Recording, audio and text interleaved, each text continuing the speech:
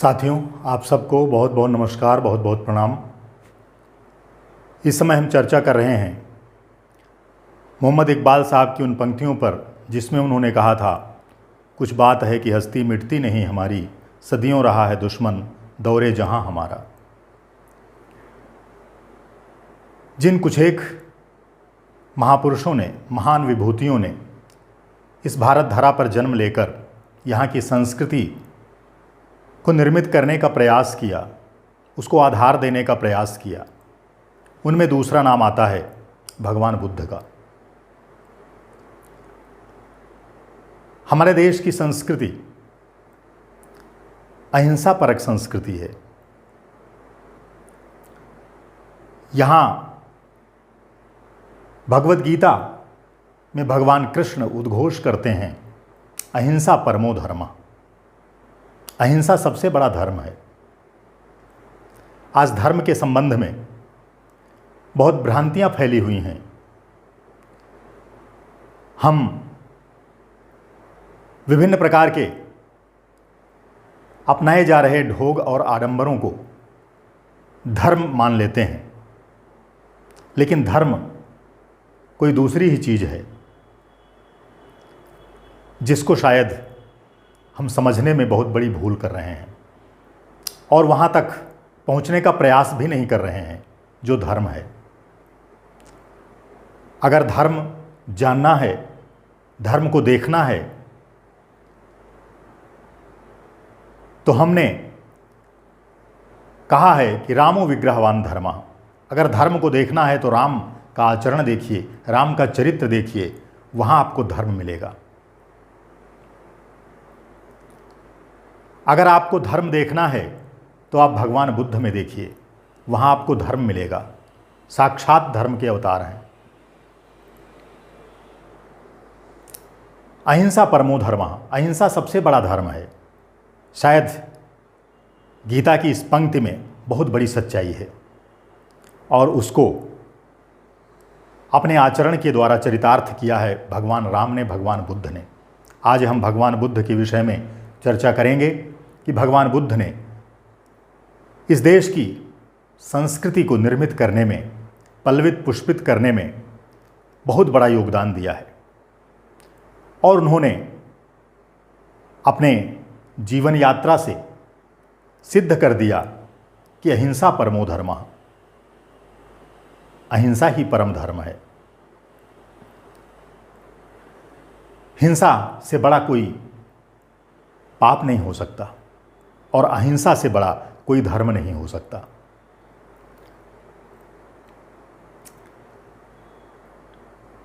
सिद्धार्थ के रूप में भगवान बुद्ध ने जन्म लिया था एक राज परिवार में, लेकिन वो राज परिवार, वो राजसी सुख, वैभव, विलास कभी उनके जीवन का उद्देश्य नहीं बना, उनके जीवन का स्पर्श भी नहीं कर पाया। वो राज सुख, वो राजसी ठाठ बाट उनकी आत्मा के संस्कार नहीं थे। उनकी आत्मा का संस्कार था त्याग, तपस्या, वैराग्य, तितिक्षा, दया, करुणा, अहिंसा, सत्य। ये उनकी आत्मा के संस्कार थे। इसीलिए भगवान बुद्ध ने घर छोड़ा नहीं, परिवार छोड़ा नहीं, वो स्वयं छूट गया। वास्तव में जिनकी आत्मा के संस्कार में वैराग्य होता है, तितिक्षा होती है, उनको कुछ छोड़ना नहीं पड़ता, छोड़ने की आवश्यकता ही नहीं पड़ती, वो स्वयं छूटता चला जाता है। और वही भगवान बुद्ध के साथ हुआ।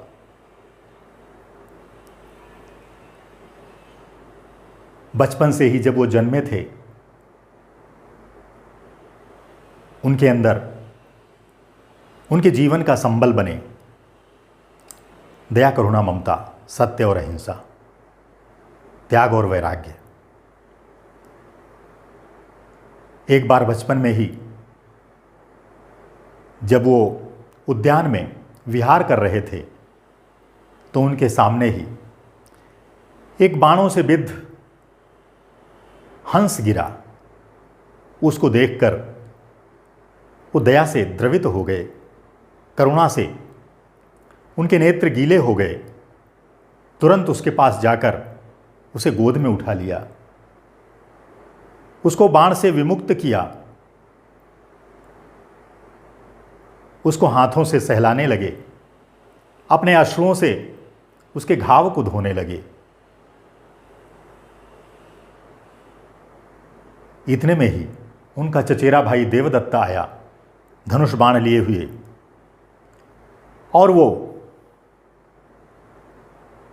जोर जोर से चिल्लाने लगा, सिद्धार्थ, ये हंस मुझे दो, ये मेरा है, मैंने इसका वध किया है, अपने बाण से इसको बेधा है। सिद्धार्थ बड़ी विनम्रता से बोले, नहीं देवदत्त, मैं ये हंस तुम्हें नहीं दे सकता। क्यों नहीं दे सकते? ये हंस मेरा है, मैंने इसको मारा है। नहीं, मैंने इसे बचाया है, और मारने वाले से बचाने वाला बहुत बड़ा होता है, महनीय होता है, इसलिए हंस मैं तुम्हें नहीं दे सकता। देवदत्त के संस्कारों में दया, करुणा, ममता, अहिंसा नहीं थी। वो बचपन से ही क्रूर था, हठ करने लगा, जिद करने लगा। उसकी समझ में सिद्धार्थ की वो बात नहीं आ रही थी। दोनों विवाद करते हुए राजमहल गए, राजदरबार गए। राजा के पास दोनों ने अपने अपने पक्ष रखे, और राजा ने जो अंतिम निर्णय दिया वो सिद्धार्थ के पक्ष में था। नहीं देवदत्त, तुमने इस हंस को मारा है, बाणों से बेधा है, और सिद्धार्थ ने इसे बचाया है।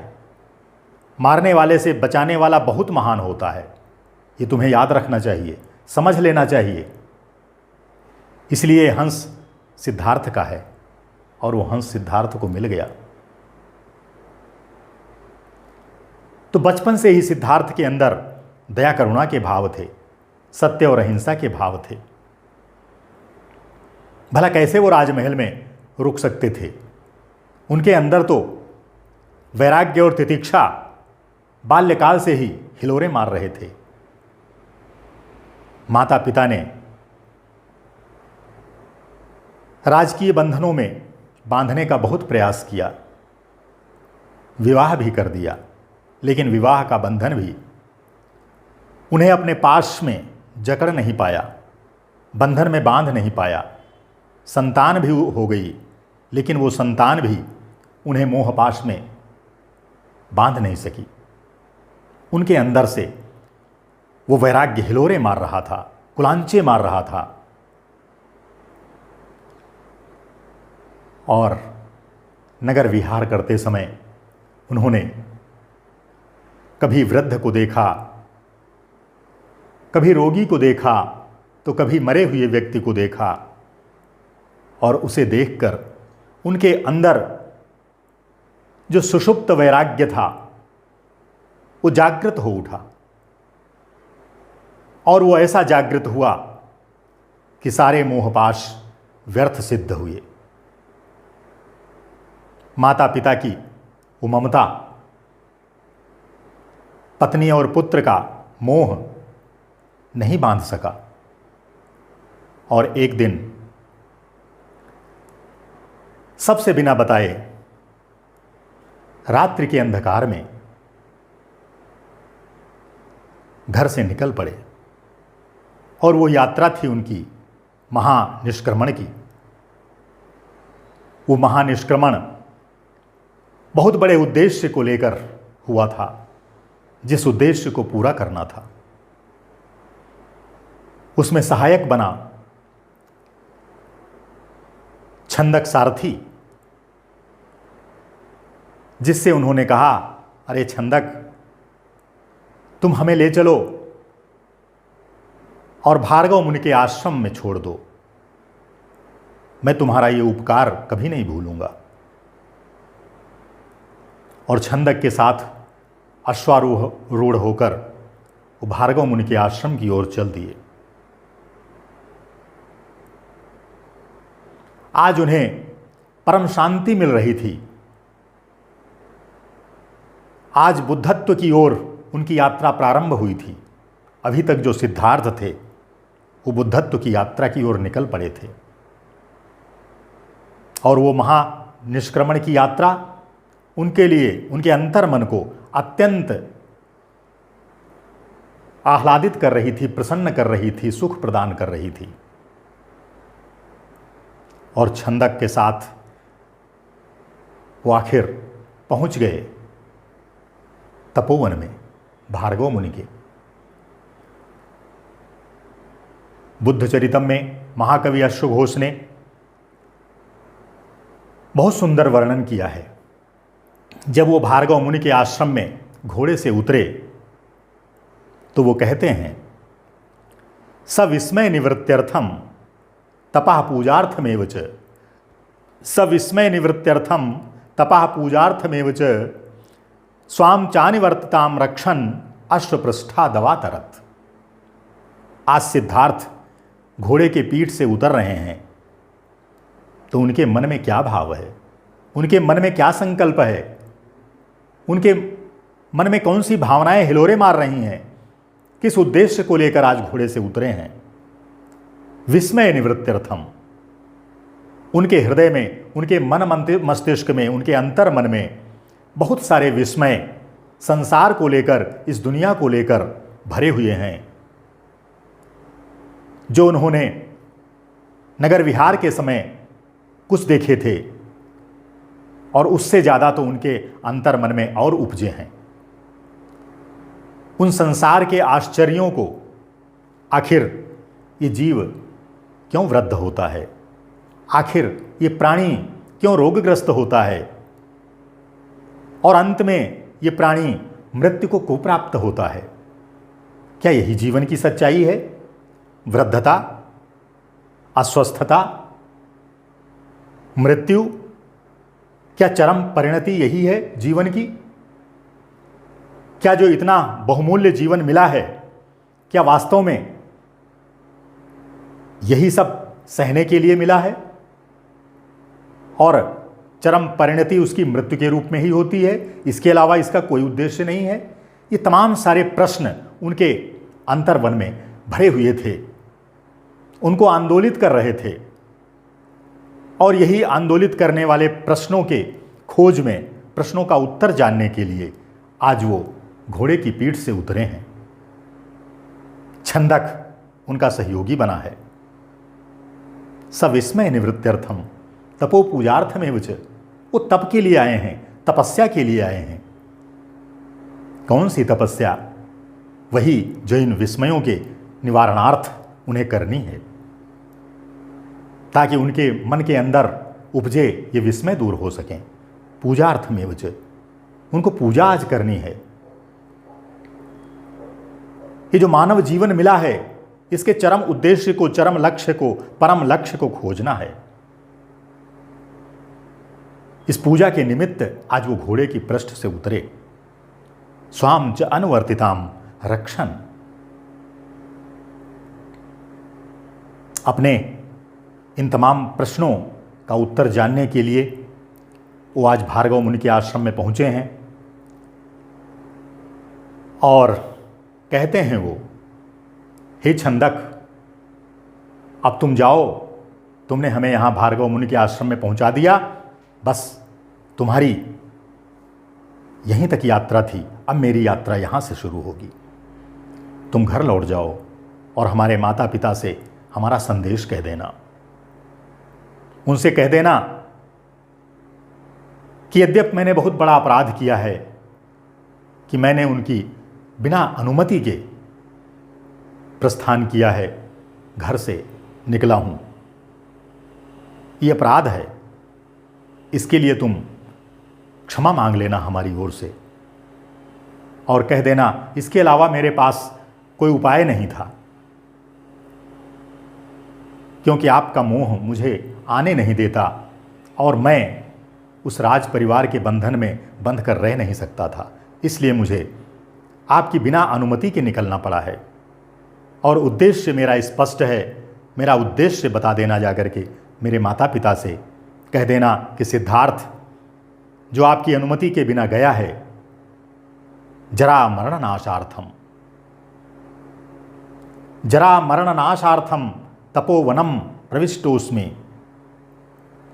न खलु स्वर्गतर्षेण ना स्नेहेन न मन्युना। जरा मरणनाशार्थम प्रविष्टोस्मि तपोवनम, मैं आज जरा, इस बुढ़ापा और मृत्यु के विनाश के लिए तपोवन में प्रवेश कर रहा हूं। न खलु स्वर्गतर्षेण, मुझे स्वर्ग और मोक्ष की इच्छा नहीं है। मैं स्वर्ग प्राप्त करना नहीं चाहता, मैं मोक्ष प्राप्त करना भी नहीं चाहता। मैंने जो विस्मय देख रखे हैं, उन विस्मयों के निवारणार्थ में तपोवन में प्रविष्ट हुआ हूं। ना स्नेहेन न मन्युना, आपसे मुझे प्यार नहीं है, ऐसा भी नहीं है, इसलिए भी मैंने घर नहीं छोड़ा है। न मन्युना, आपसे कोई क्रोध भी नहीं है, मैं कोई आपसे क्रोध भी नहीं रखता हूं, मैं क्रोध में भी घर से नहीं निकला हूं। ये पिताजी से बता देना, माताजी से बता देना। जरा मरणनाशार्थम प्रविष्टोस्मि तपोवनम न खलु स्वर्गतर्षेण ना स्नेहेन न मन्युना। ऐसी कोई बात नहीं है। और आप शोक मत करना इसके लिए, आप मेरे लिए बिल्कुल शोक मत करना, रंच मात्र भी शोक मत करना। तदेव मभि निष्क्रांतम नमाम शोचितुमर्हसि, इसलिए आपको शोक करने की कोई आवश्यकता नहीं है। नमाम शोचितुमर्हसि, आप मेरे लिए बिल्कुल शोक मत करना। और हे छंदक, मैं तुमसे कुछ और कहना चाहता हूं। सिद्धार्थ कहते हैं कि जो सांसारिक मोह है, ये क्यों उत्पन्न होता है? स्नेह के कारण, प्रेम के कारण। मैंने जहां तक समझा है, अगर किसी के प्रति स्नेह न हो, किसी के प्रति प्रेम न हो, तो मोह नहीं उत्पन्न होगा, और मोह नहीं उत्पन्न होगा फिर कष्ट भी नहीं होगा। स्नेह और प्रेम से ही मोह उत्पन्न होता है। जब मोह उत्पन्न होता है तभी ये संयोग और वियोग हमें सुख और दुख पहुंचाते हैं। तो आज मैं उनसे वियुक्त हुआ हूं, इसका मुख्य कारण उनका मेरे प्रति स्नेह है, प्यार है। तो हे छंदक, तुम ऐसा प्रयास करना अपनी ओर से, आप मेरी बुराइयां कहना पिताजी से, माताजी से, कि सिद्धार्थ अच्छा लड़का नहीं था, उसके अंदर बहुत सारी बुराइयां थीं, बहुत सारे अवगुण थे, दुर्गुण थे, चला गया, अच्छा हुआ। ये हमारे दुर्गुण उनसे निवेदित करना, ताकि हमारे प्रति जो उनका अत्यंत स्नेह है, प्यार है, वो खत्म हो जाए, समाप्त हो जाए। और जब स्नेह प्यार समाप्त हो जाएगा तो फिर वो मेरे लिए शोक नहीं करेंगे, उन्हें फिर सुख प्राप्त होगा। अश्वघोष ने क्या सुंदर शब्दों में उसका चित्रण किया है। वो कहते हैं, अपि नैर्गुण्यमस्माकं वाच्यं त्वया नरपतौ, अपि नैर्गुण्यमस्माकं त्वया नरपतौ वाच्यं, नैर्गुण्यात् त्यज्यते स्नेहः स्नेह त्यागात् न शोच्यते। हमारे जितने भी निर्गुण हैं, अवगुण हैं, दुर्गुण हैं, वो तुम राजा से बताना जा करके। अपि नैर्गुण्य वाच्यम त्वया नरपतौ अस्माकम, हमारे जितने भी दोष हैं बता सको उतने बताना, हमें बहुत प्रसन्नता होगी। क्यों? क्योंकि नैर्गुण्यात् त्यज्यते स्नेहः, अगर हमारे दुर्गुण बताओगे तो वो दुर्गुण प्यार को खत्म कर देंगे हमारे प्रति। और न स्नेहात न शोच्यते, अगर स्नेह नहीं होगा तो फिर शोक भी नहीं होगा, तो उन्हें दुख भी नहीं होगा, कष्ट भी नहीं होगा, हमारा वियोग उन्हें कष्ट नहीं पहुंचाएगा। क्या भाव है सुंदर सिद्धार्थ का। माता पिता को कष्ट न हो, दुख न हो, शोक न करें, इसके लिए वो अपनी बुराई का कलंक भी लेना चाहते हैं। लेकिन अच्छे कार्य के लिए वो जानते हैं कि चाहे कलंक भी लग जाए तब भी उसमें घाटा नहीं है, नुकसान नहीं है, फायदा ही है। और ये सिद्धार्थ भली भांति जानते हैं, क्योंकि मुझे बुद्धत्व प्राप्त करना है, मुझे ज्ञान प्राप्त करना है। और वो ज्ञान प्राप्ति बिना इसके प्राप्त नहीं हो सकती है। तो कलंक सहना भी वो पसंद करते हैं, अभीष्ट है उन्हें। और ऐसा कहकर तमाम प्रकार से अपने माता पिता परिवार के प्रति संवेदना व्यक्त करते हुए उसको विदा कर देते हैं। और सिद्धार्थ से जो बुद्धत्व की यात्रा है वो प्रारंभ हो जाती है।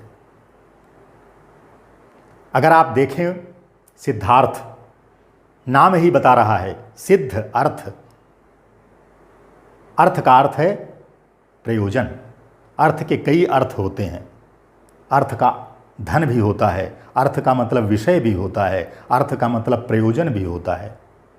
सिद्ध अर्थ, आज जीवन का जो प्रयोजन है, जीवन का जो अर्थ है, उसको सिद्ध करने के लिए सिद्धार्थ तपोवन में पहुंचे हैं। आज जीवन के प्रयोजन, जीवन के उद्देश्य को खोजने के लिए पहुंच रहे हैं। बहुत लंबी यात्रा करनी है उनको बुद्धत्व प्राप्ति में, और उसका श्री गणेश आज महर्षि भार्गव के तपोवन से कर रहे हैं।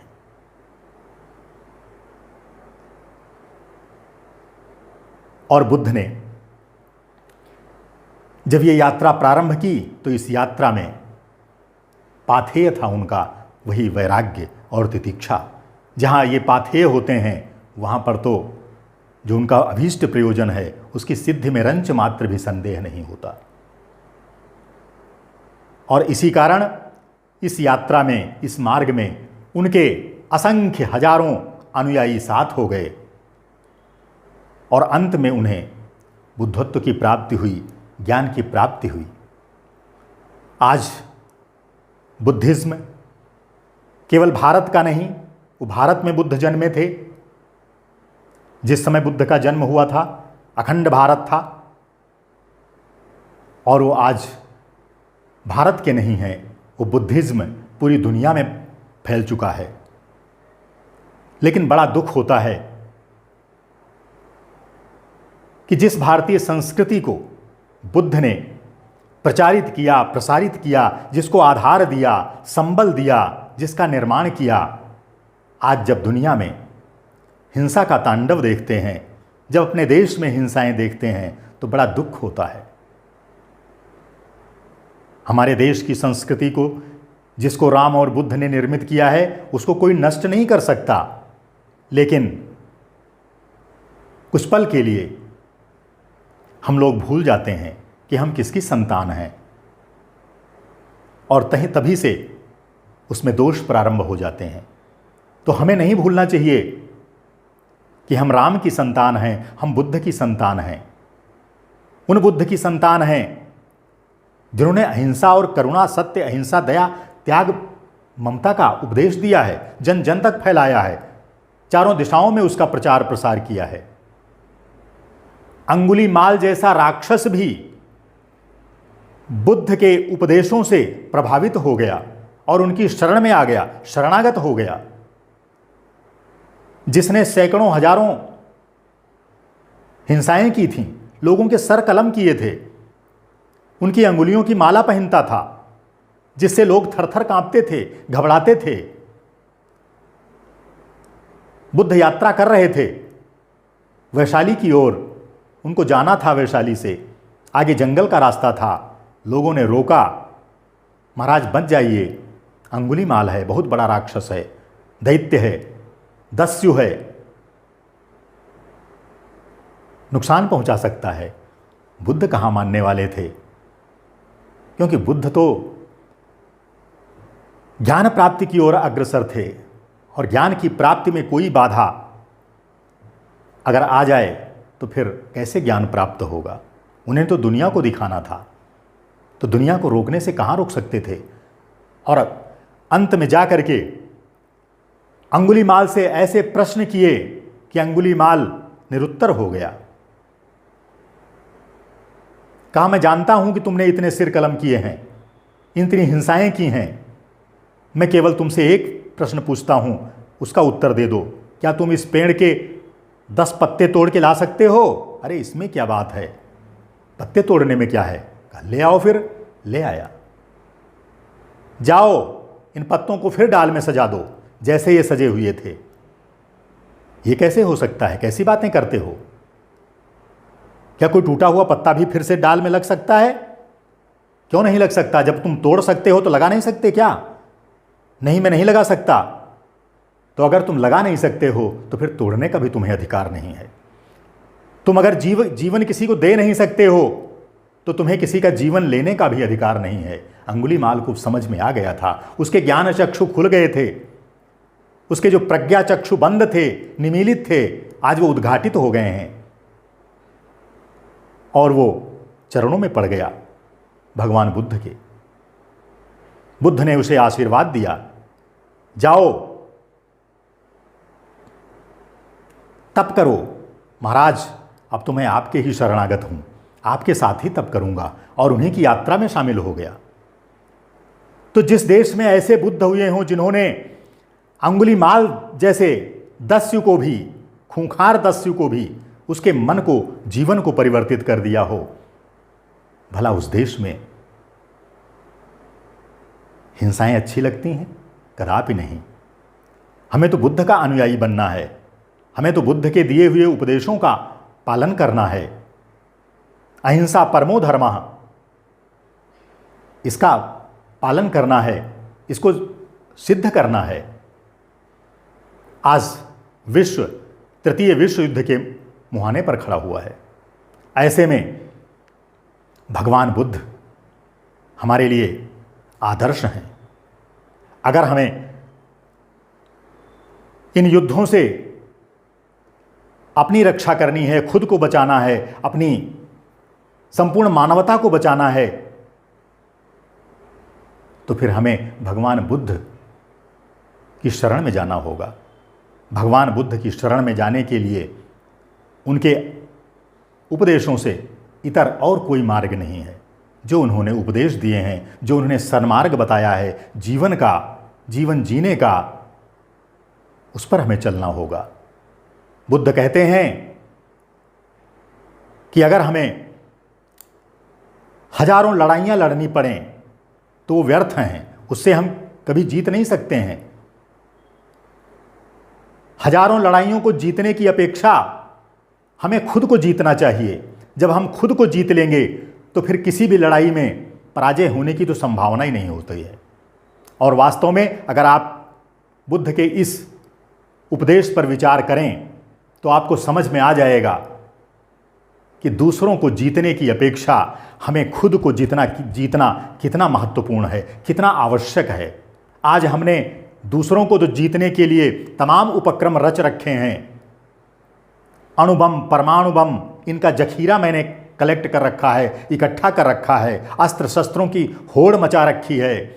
दूसरे देश की जमीन को हड़पने के लिए हम संकोच जरा सा भी नहीं करते हैं। क्यों? क्योंकि मैंने अपने पर तो विजय प्राप्त ही नहीं की है, अपने को तो मैंने देखा ही नहीं है। अगर अपने पर विजय प्राप्त कर लें